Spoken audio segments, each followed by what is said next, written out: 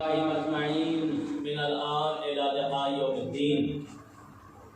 ثم الصلاة على وليه ووصيه ووزيره وأمينه وأخيه وأشرف رعيته وذريته وباب الحكمة وناطق الحجة سيد الوصيين أمير المؤمنين علي بن أبي طالب غالب كل غالب مطلوب كل طالب الإمام المشارق والمغارب فاطر باب خيبر قاتل مرحب وانتر والد الشبير الشبر في شانه ضربة علي يوم الخندق أفضل من عبادة الثقلين. أما بعد قال إمام الرضا عليه الصلاة والسلام في حديث القدسي بسم الله الرحمن الرحيم كلمة لا إله إلا الله حسني فمن دخل حسني امن من عذابی صلوات محمد اللهم صل علی محمد وعلی محمد. بہرحال ابتدا شروع ہو چکی ہے، کلام اللہ سے آئیں، اس محفل کو اور چار چاند لگائے جائے. بانی محفل کو دعوت دیتے ہیں اور اپنے زمانے کے امام کو یاد کرتے ہیں. دعا امام زمانہ سب لوگ ساتھ ساتھ مل کر پڑھتے ہیں، انشاءاللہ کچھ رائز آپ کی خدمت کر سکتے ہیں. اللهم صل على محمد وعلى محمد. اللهم صل على محمد وآل محمد. بسم الله الرحمن الرحيم. اللهم كن لوليك الحجة ابن الحسن صلواتك عليه وعلى آبائه في هذه الساعة وفي كل ساعة وليا وحافظا وقائدا وناصرا ودليلا وعينا حتى تسكنه أرضك طوعا وتمتعه فيها طويلا. محمد وعلى محمد. شکر ادا کرتے ہیں معبود کا، اس پروردگار کا جو کیتی عالم کا خلق کرنے والا ہے. شکر کرتے ہیں اس معبود کا جس نے چند نفسیں ہمارے اور آپ کے اجسام میں دی ہیں. شکر کرتے ہیں اس پروردگار کا جس نے دھڑکتا ہوا یہ دل دیا ہے. شکر کرتے ہیں اس معبود کا جس نے فکر کرتے ہوئے ہمارے دماغ اور مغز کو دیا ہے. شکر ہے اس معبود کا جس نے چلنے پھرنے کی ہمیں اور آپ کو طاقت دی ہے. شکر کرتے ہیں اس معبود کا جس نے صبح سے شام تک ہمارے رزق کا انتظام کیا ہے. شکر اس معبود کا ہے جس نے ہمارے اجسام کو ہمارے حوالے کر دیا ہے. شکر اس معبود کا کرتے ہیں جو اپنی ذات میں اکیلا ہے، ایک ہے، واحد ہے، احد ہے، صمد ہے. شکر ہے اس معبود کا جو اپنی ذات میں لم یلد ولم یولد ہے. شکر ہے اس معبود کا کہ جو نہ کسی کا باپ، نہ اس کا کوئی باپ، نہ کسی کا بیٹا، نہ اس کا کوئی بیٹا، پھر بھی سب کا سب کچھ. اسی خداوند عالم نے اس زمین پر اپنے کچھ نمائندوں کو بھیجا. وہ اس لیے بھیجا گیا تاکہ خود خداوند عالم پہچانا جا سکے، اس کی ذات پہچانی جا سکے. خداوند عالم نے جس وقت زمین کی طرف نگاہ کیا تھا، کہتے ہیں کہ فقط ایک موج مارتا ہوا دریا تھا. ایک موج مارتا ہوا دریا تھا، کچھ نہ تھا زمین کے اوپر. کہتے ہیں زمین اس وقت خلق نہ ہوئی تھی، پانی ہی پانی فقط تھا. خداوند عالم نے ارادہ کیا موجیں آپس میں ٹکرا کر تصویر کرنا شروع کر دیتی ہیں. کہتے اتنا موجیں ٹکرائی کہ اس میں سے پھیل جسے ہم لوگ براج کہتے ہیں یہ جمع ہوا. کہتے ہوتے ہوتے یہ مسطح ہوتا گیا، جمتا چلا گیا. خداوند عالم نے کہتے ہیں کہ ابتدا کی زمین کی اس زمین کی جس کو ہم سجدہ کرتے ہیں، دنیا کی سب سے پہلی وہ زمین ہے जहां से ये जमीन की शुरुआत हुई है, पानी जमा होते होते वो फेर वो गाछ इकट्ठा होता गया। इसीलिए सरजमीन काबा को उम्मुल कुरा भी कहा जाता है कि जिस जगह से जमीन की इब्तिदा हुई है, जिस जगह से जमीन आगे बढ़ी है, कहते हैं कि जिस वक्त जमीन काबा खल्क हो चुकी, फख्र मुबाहात करने लगी कि अल्लाह ने मुझे वो रुतबा दिया है कि जिसकी इब्तिदा मुझसे हुई है। अल्लाह ने मुझे वो रुतबा दिया है कि जिसमें जो जमाना भी आने वाला है कि खलाए के आलम मेरी तरफ आकर सजदा करेंगे। अल्लाह ने मुझे वो रुतबा दिया है, वो मर्तबा दिया है जिसमें अंबिया औलिया हर कोई जमीन की तरफ सजदा करेगा। कहते हैं कि मर्तबा जिस वक्त जमीन काबा वैश्त में आ रही थी, जिस वक्त जमीन मक्का वैश्त में आ रही थी, उस वक्त निदाए परवरदिगार जिब्रील जल्दी करो, ऐसा ना हो कि बनाते ही इसको खत्म कर दिया जाए। जाओ जाकर इससे कह दो कि मैंने तुझको खल्क किया है एक जमीन के सदके में जिसको जमीन करबला कहा जाता है, जिसको जमीन करबला कहा जाता है। आज अल्हम्दुलिल्लाह हम लोग हाजिर हुए इस वक्त सरजमीन अदब, जहां जहां से बड़े बड़े उलमा गुजरे हैं, शुअरा गुजरे हैं। जमीन लखनऊ, सरजमीन लखनऊ में भी फख्र है कि अल्हम्दुलिल्लाह मैं भी हाजिर हुआ। इसलिए अभी नवाज साहब आसिफ और हम लोग सभी मक्के ही में तो बात चली चंद रोज पहले, उम्र ही पे थे हम लोग, लेकिन नहीं मालूम बहरहाल खुदा की तरफ से कौन सा इम्तिहान है या है। यह है कि उसकी शुक्राना अदा न करना, नेमतों का जिस वक्त शुक्राना नहीं किया जाता उस वक्त भी अजाब नाज़िल होता है, उस वक्त भी खुदा कसम में आ जाता है कि बहरहाल इस वक्त दुनिया में मरीज की और बीमारी हर तरफ फैल गई है कि हम लोग को भी इरादा ये था कि चार मासूमीन की ज़ियारत के लिए जाया जा सके, लेकिन नहीं हो सका। शायद किस्मत में ना था, ये बुलावा नहीं था। इस जमीन के ऊपर पलटना पड़ा, अपने वतन मुझे भी आना पड़ा कि जहाँ आने का इरादा न था, इस जगह पे आगे जाने का इरादा था, लेकिन वतन की तरफ पलटना पड़ा। अल्हम्दुलिल्लाह कहते हो कुल वतन इबादत, अपने वतन से मोहब्बत करना भी इबादत है। इमाम हुसैन ने भी फरमाया है कि अपने वतन को हमेशा माँ समझा करो और अपने वतन से हमेशा मोहब्बत किया करो। जमीन खींच लाती है इंसान को उसकी तरफ। आज ये जश्न बरपा हुआ है इस जमीन पर अमीर कायनात के सिलसिले में कि जिसके सदक़े में दुनिया खल्क़ हुई है, जिसके सदक़े में ये आफ्ताब व महताब खल्क़ किए गए हैं, जिसके सदक़े में ये मासूमीन के सदक़े में जो हवाएं चलती हैं, जिसके सदक़े में हर शय मौजूद है, आज उसकी विलादत का बहरहाल ये दिन और रात नज़दीक है। हम लोग जैसे जैसे वक्त गुजरता जा रहा है मौला की खुशी में शामिल थे और भी शामिल होते चले जा रहे हैं। जिस हदीस के मैंने तिलावत का शरफ हासिल किया है, बहरहाल ये हदीस भी छोटे अली की है। एक अली नजफ में रहते हैं और एक अली मशहद में रहते हैं। बहरहाल अक्सर मेरी कोशिश है क्योंकि मैं भी खुद मशहद का रहने वाला कि जहाँ तक हो सके अपने आका का जिक्र हर जगह जरूर लाया जाए। मौला को बहुत प्यारी हदीस है कि मौला फरमाते हैं कि कलिमतु ला इलाहा इल्लल्लाह हिस्नी फमन दखला हिस्नी अमिन मिन अज़ाबी। कहती है उस वक्त का वाक़या है, नक़ल किया जाता है जिस वक्त मौला इमाम रज़ा अलैहिस्सलातु वस्सलाम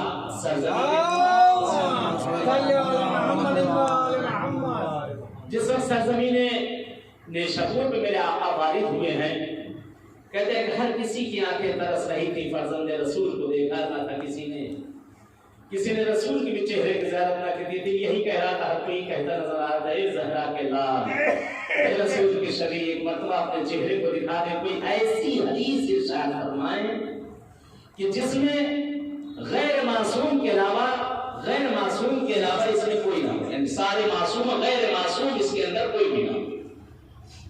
ऐसी हदीस कि जिसका तवातुर जाकर मिलता हो डायरेक्ट मासूमीन से, इसमें कोई गैर मासूम शामिल ना हो। तो कहते उस वक्त फर्जंद ज़हरा ने महमिल से पर्दे को हटाया। कहते पर्दे का हटना था ऐसे लगता था जैसे बदली छट गई हो, जान बाहर आ गया हो। कहते आंखें खीरा हो गई, आंखें नमदार हो गई। देखते ही जिस वक्त निगाह पड़ी है इमाम रज़ा के चेहरे के ऊपर, इस अली के फर्जंद के चेहरे के ऊपर जिस वक्त निगाह पड़ी है, कहते आंख पे रुकी रह गई लोगों की। और एक मरतबा कहते मौला ने इरशाद फरमाया کہ جس حدیث کو حدیث سلسلۃ الذہب کہا جاتا ہے، ذہب یعنی سونا، جس کا سلسلہ سب گولڈ ہے، سارا سونا ہی سونا ہے، بلکہ اس کو اپنی زبان میں کہہ دے گا کہ اس کو اگر سونے کے حرفوں سے بھی لکھا جائے تو کم ہوگا یہ حدیث ہے۔ یہ حدیث ایک تعویذ ہے تمام عالم کے لیے، اس کو ہر مرض کے لیے بھی استعمال کیا جاتا ہے۔ اور فرماتے ہیں کہ کلمۃ لا الہ الا اللہ حصنی فمن دخل حصنی امن من عذابی، اور فرماتے ہیں کہ لا الہ الا اللہ ایک ایسا الہ ہے کہ جو بھی اس قلعے کے اندر داخل ہو گیا اسے نجات مل گئی۔ کہتے ہیں آقا نے اس حدیث کو ارشاد فرمایا، سواری آپ کی آگے بڑھی۔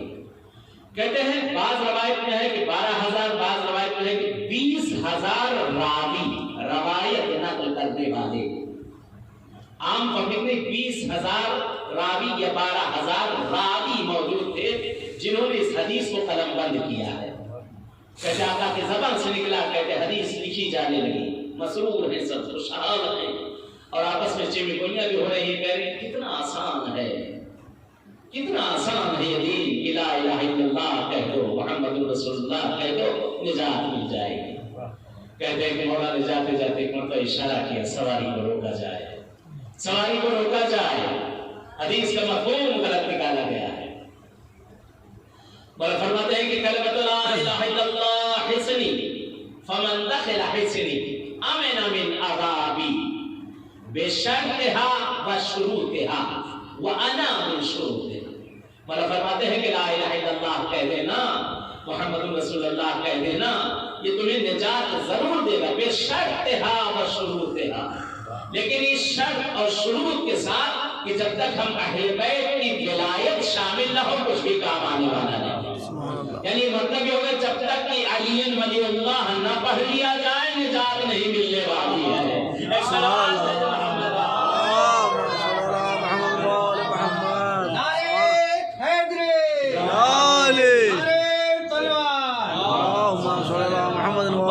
حجت کو تمام کر دیا کہ جب تک میری جد کا ذکر نہ ہوگا تب تک نجات نہیں ملنے والی ہے۔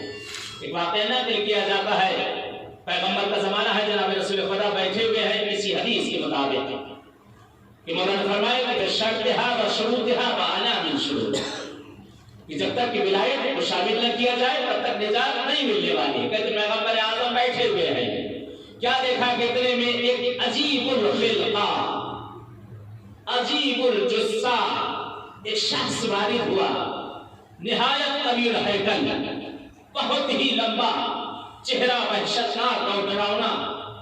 کہتے عجیب انسان، یعنی کہتے کہ مسجد کی میں اس کو سمونا مشکل ہو چکا تھا۔ پیغمبر بیٹھے ہوئے ہیں، نماز ختم ہو چکی، صحابہ موجود ہیں۔ کہتے ایک مرتبہ یہ شخص اندر وارد ہوتا ہے، کہتے اس وقت مسجد بھی کھلی ہوتی تھی، چھت موجود تھی، آگے کے حصے میں بدن موجود تھی اور صحن کا فقط دیواریں تھی۔ کہتے اندر یہ وارد ہوتا ہے، کہتے جیسے ہی لوگوں نے دیکھا بھاگنا شروع کر دیا، لوگوں میں بھگدڑ مچ گئی۔ کہتے ہیں کچھ لوگ پیغمبر کے پیچھے آ کر چھپ گئے۔ یہ شخص اندر وارد ہوتا ہے اور پیغمبر اعظم سے کہتا میں آپ کے پاس آیا ہوں، مجھے پتا چلا ہے کہ آپ ہی خاتم ہیں، آپ کے بعد اب کوئی نبی آنے والا نہیں ہے، میں آپ کے پاس آیا ہوں، اور یہ میرے ہاتھوں میں یہ جو ریشمہ بندھی ہوئی اسے آپ ہی کھول دیں۔ کہتے ماجرا تھا، کہا بہرحال یہ بہت زمانے سے جس کسی نے میرے ہاتھوں میں اس ریشمہ کو باندھا تھا اس نے مجھ سے یہی کہا تھا تیرے ہاتھوں کی رسیوں کو وہی کھولے گا جو آخری نبی ہوگا۔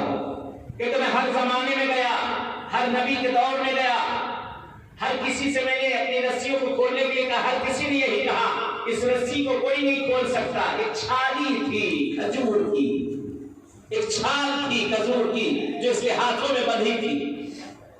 کہا کہ جب نبی خاتم آئے گا وہی میرے ہاتھوں کو کھولے گا، اس کے علاوہ کوئی نہیں کھول سکتا ہے۔ میں انتظار کر رہا تھا، منتظر تھا آپ کا کہ آپ آئیں اور میرے ہاتھوں کو کھولیں، میں بہت پریشان ہوں۔ کہتے پیغمبر اعظم سے بھی گفتگو کر ہی رہا تھا، اتنی دیر میں ایک جوان وارد ہوتا ہے مسجد میں۔ کہتے اس جوان میں وارد ہونا تھا کہ ایک بار ہی وہاں سے اٹھتا اور پیغمبر کے پیچھے جا کر چھپ جاتا ہے، کہتا مجھے بچائیے۔ لوگوں کی نگاہ گئی، کیا دیکھتے ہیں کہ امیر کائنات مولا امیر المومنین علیہ السلام، اللہم صلی علی محمد وآل محمد وعجل فرجہ، مولا وارد ہو رہے ہیں۔ کہتے جس جس سے ساری خلائق ڈر رہی تھی، علی کے چہرے کو دیکھتے ہی وہ پیچھے رسول کے بھاگ گیا اور جانے کے بعد کہتا یا رسول خدا مجھے بچائیے اس جوان سے۔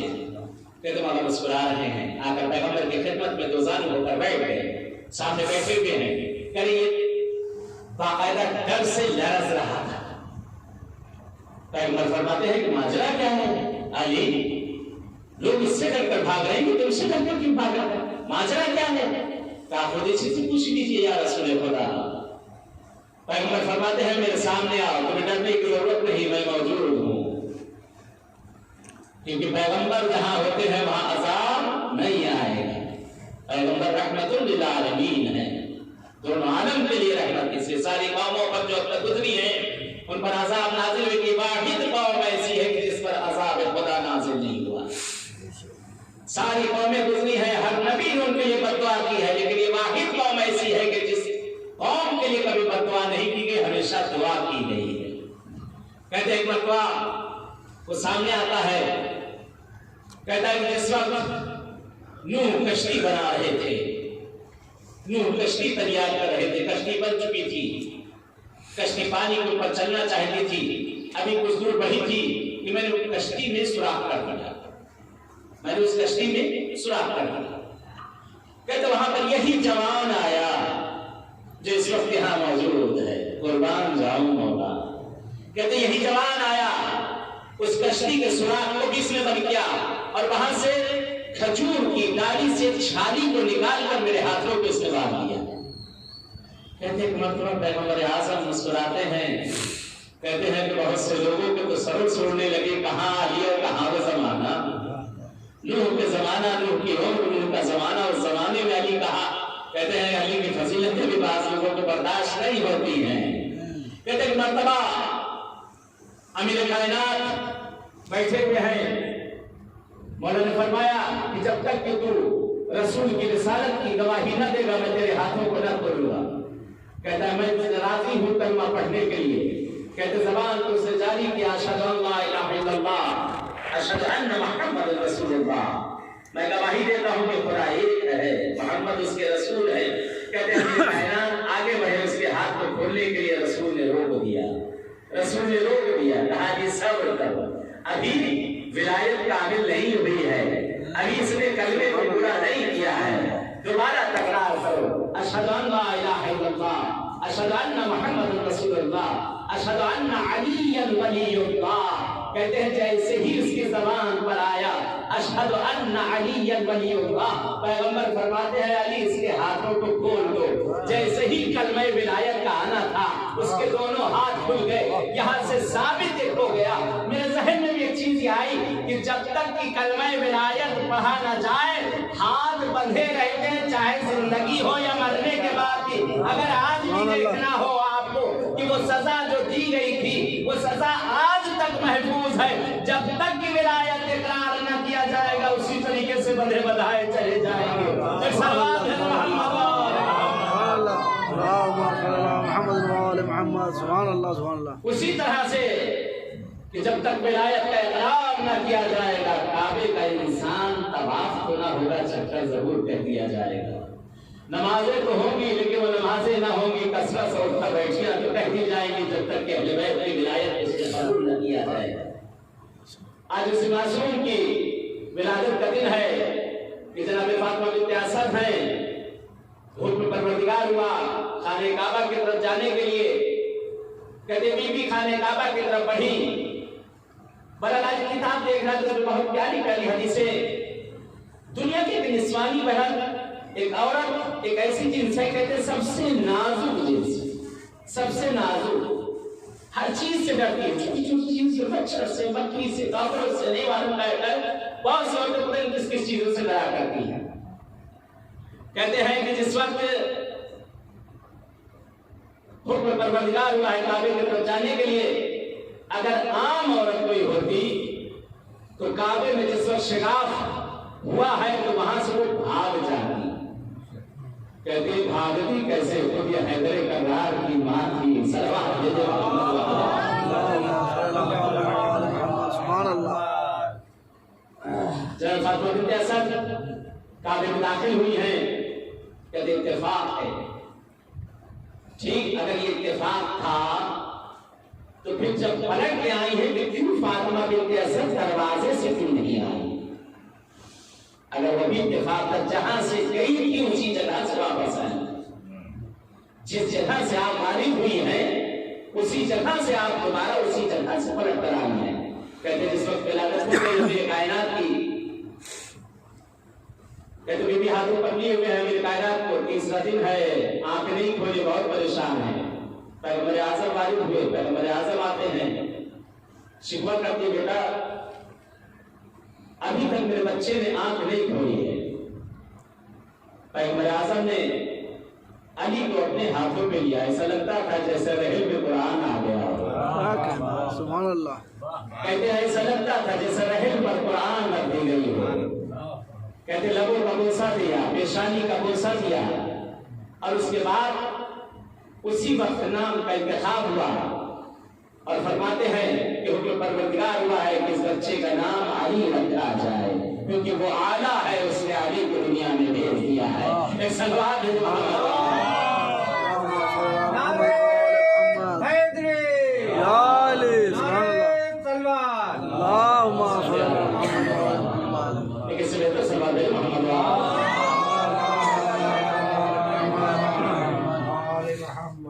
پیغمبر اعظم نے جس وقت امیر کائنات کو اپنے ہاتھوں پر لیا ہے، مولا امیر المومنین صلی اللہ علیہ وسلم نے اپنی آنکھوں کو کھول دیا، جیسے لگتا تھا کہ قرآن کھل گیا اور ہل گیا. چہرے پر نگاہ پڑی، مسکرائے، اور اس کے بعد کہتے جب رحل کے اوپر قرآن رکھا جاتا ہے تو قرآن کو پڑھا جاتا ہے. ایک مرتبہ لبوں میں جنبش ہوئی، یا رسول خدا اور سناؤں، زبور سناؤں، انجیل سناؤں یا قرآن سناؤں؟ پیغمبر فرماتے علی قرآن ہی سنا دو. کہتے ہیں کہ 3 دن امیر کائنات اس جگہ پر اپنی آنکھوں کو نہ کھولا تھا، کیونکہ جناب امیر المومنین کو کرم اللہ وجہہ بھی کہا جاتا ہے. آپ کا لقب دیا جاتا ہے کرم اللہ وجہہ. یہ اس شخص کو کہا جاتا ہے جس نے کبھی کسی بت کے سامنے سجدہ نہ کیا، جس نے کبھی کسی بت کے سامنے. اچھا ہے، صحیح کہتے ہیں، یہ القاب جو دیے گئے ہیں یہ صحیح دیے گئے ہیں. کرم اللہ وجہہ کہا جاتا ہے، یعنی اس کے لیے کہا جاتا ہے کہ جس نے کبھی کسی بت کے سامنے کبھی کوئی سجدہ ریز نہ ہوا ہو، سجدہ نہ کیا ہو. مولا کا ایک لقب اور بھی کہا جاتا ہے، آپ کو فاروق اعظم کہا جاتا ہے، صدیق اکبر کہا جاتا ہے. بہت سی ان کی جو صحائف ستہ ہے اس میں بھی اگر آپ اٹھا کے دیکھیں کہ سارے صحابہ کے اندر، لیکن اس میں سے 2 کو جو ہے بالکل صحیح مانتے ہیں، اپنی کتاب کو یہ بھی کہتے ہیں کہ صحیح نہیں ہے. بہرحال اس میں سے صحابہ کے اندر صحائف ستہ میں سے سنن ترمذی کے اندر ایک جگہ پہ حدیث کو نقل کیا گیا ہے، یہی کہ امیر کائنات کہتے نظر آ رہے کہ انا فاروق اعظم انا صدیق اکبر، میں فاروق اعظم ہوں، میں صدیق اکبر ہوں.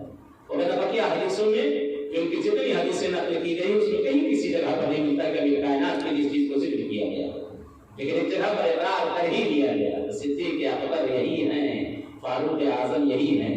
وہ الباب چرانے سے کوئی صدیق نہیں بن جاتا، نہ فاروق بن جاتا ہے. ایک سلوات ہے محمد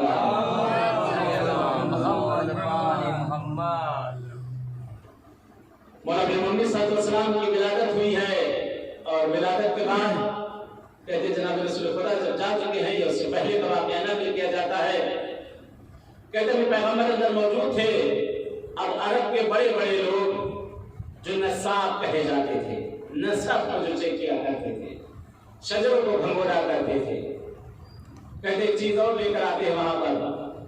اس زمانے میں کہتے ہیں کہ جو بچوں کو پہچاننا ہوتا تھا کہ نسلی ہے یا غیر نسلی ہے، ایک سانپ تھا، ایک اژدہا تھا جس کو لایا جاتا تھا، اور لانے کے بعد بہرحال اس سانپ سے جو ڈر جاتا تھا کہتے تھے بچہ یہ نسلی نہیں ہے. بہرحال وہ سانپ کو نشانی لائی گئی جو عرب کی ایک شناخت تھی. کہتے مولا امیر المومنین صلی اللہ علیہ وسلم کے پاس جس وقت لے کر آئے ہیں جناب رسول خدا سے کہا گیا کہ یا رسول اللہ کیا آپ اجازت دیتے ہیں؟ کہا میں کیوں روکوں گا، تمہارے یہاں جو چل رہا ہے وہ بھی تم آزما کر دیکھو اس بچے کو. کہتے ہیں کہ جس وقت آگے بڑھے ہیں وہ لوگ، جس وقت آگے بڑھے ہیں اور اس سانپ کو جب آگے کیا گیا ہے کہتے ہیں میرے کائنات کو اس کے کلوں میں دونوں انگلیوں کو ڈھال کر اس کو دو حصوں میں تقسیم کر دیا. کہتے ہیں اس پر گھبرا کر ابو جہل بولا کہ یہ کیا کیا؟ نسلوں کی پہچان کی جو چیز تھی اس کو بھی ختم کر دیا گیا. کہتے ہیں اس وقت ایک اور تماشا چہرے پر پڑا. ابو ایک طرف ہو گیا, جہل ایک طرف ہو گیا. کہا یہ پہچان اس وقت ہوگی جو علی کا نام سن کر خوش ہو جائے وہ نسلی ہے, جو علی کا نام سن کر خوش نہ ہو وہ غیر نسلی ہے. ایک صلوات سبحان اللہ. دعا کرتے ہیں کہ آج کے صدقے میں پروردگار اس دن کے صدقے میں معبود ہر وہ گھر میں جس گھر میں اولاد کے لوگ متمنی ہیں, ہر گھر میں آج دن کے صدقے میں اس مولود کے صدقے میں پروردگار ہر گھر میں ایک سکینہ اور آصلہ عنایت کرے. آمین. خدا جو گوٹیاں بنا ہے انہیں آباد کر دے. پروردگار اہل بیت اطہار کے صدقے جن کے بھی دلوں میں حج و زیارات کی تمنائیں ہم سب کو جانا نصیب کر دے. میں اس محفل میں شریک ہونے میں کچھ شعراء حضرات بھی موجود ہیں اور میں چاہتا ہوں کہ جس وقت بہرحال یہ فہرست جناب ابو طالب کی خدمت میں اور جناب رسول خدا کی خدمت میں جس وقت یہ فہرست دی جائے گی وہاں آپ کے پڑھنے والوں کہتے ہیں کہ ہر بیت پر ایک گھر ملتا ہے, ہر بیت پر ایک بیت ملتا ہے. تو میں بھی چاہتا ہوں اس میں شامل ہونا. میرا کوئی شاعر ہوئی تو نہیں ہوں لیکن تھوڑا بہت میں بھی پڑھ ہو لیتا. میں ممبر پہ آ گیا ہوں تو وہ بھی حق ادا کر دیا جائے کہ مولا کے شان میں قصیدے کے 2-3 شعر ہیں. ایک اچھی سلوا دے دیں. میں بھی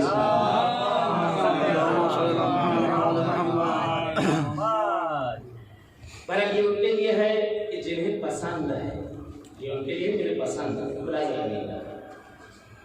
چہرہ بگڑا جاتا ہے دل جلتا ہے, چہرہ بگڑا جاتا ہے دل جلتا ہے. ان کو ذکر ہے در کتنا کھلتا ہے.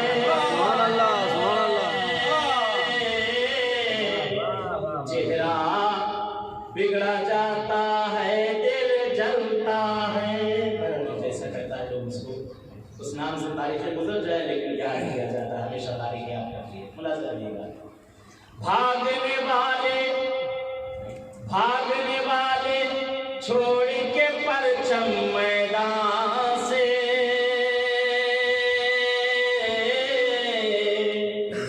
بھاگنے والے چھوڑ کے پرچم میدان سے آج بھی ان کے نام کا پتلا جلتا ہے. چہرہ بگڑا جاتا ہے دل جلتا ہے. ان کو ذکر ہے در کتنا کھلتا ہے.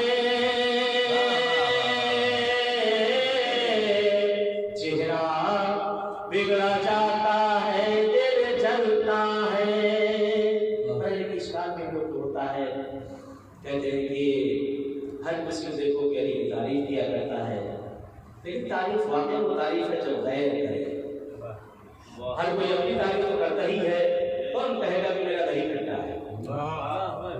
ہر کوئی اپنے منہ کا میٹھ چھوڑتا ہے لیکن تعریف واقعی وہ تعریف ہے جو غیر کرے. ملاحظہ کیجیے میرے علی کی کوئی سخاوت کیا جانے,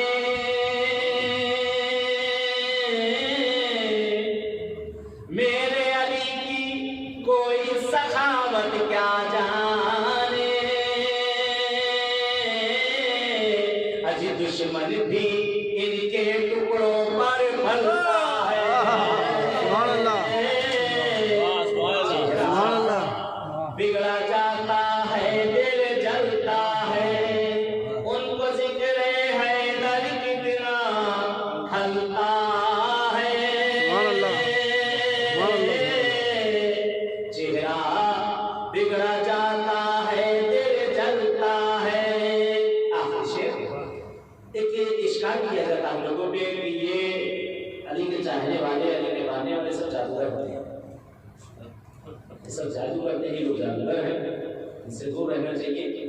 پیغمبر کو بھی کہا گیا تھا کہ جادوگر ہے, ان کے نزدیک نہ جائے. یہ لوگ آگ کو چلتے ہیں, آگ ان کو نہیں جلاتی ہے.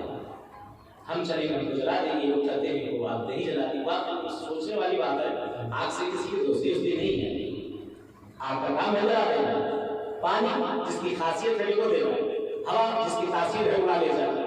लेकिन ये सारी चीजें होते हुए उसके बैलेंस हो जाए, अपोजिट हो जाए, तो दिमाग थोड़ा सोचने पर मजबूर हो जाए कि उल्टा सीधा हो क्या रहा है। मुलाज़ा है कि आप उन्हें जलाती क्यों है, हमें जलाती क्यों नहीं है? मुलाज़ा है सलवा दे